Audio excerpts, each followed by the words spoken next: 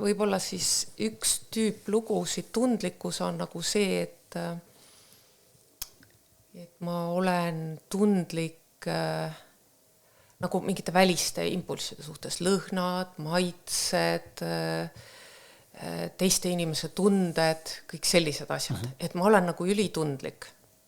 Mis see tähendab? Kui see mind ei sega, siis vahet ei ole, kuidas ma seda lugu, aga kui see mind segab, siis ma alati mõtlen, mis see mind segab. Mõni tuleb, ütleb, et ma ei saa siin olla, siin on sellised lõhnad. Selle inimese,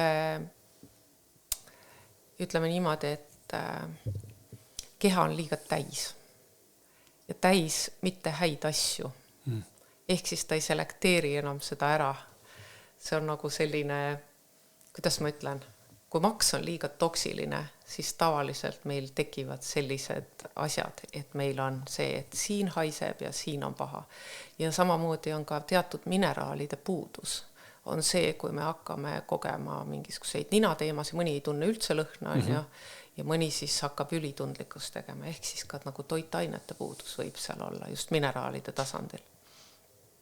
Et jälle see toit on siin A ja O igal pool, et see on ju see kütus, mida me siis tarbime.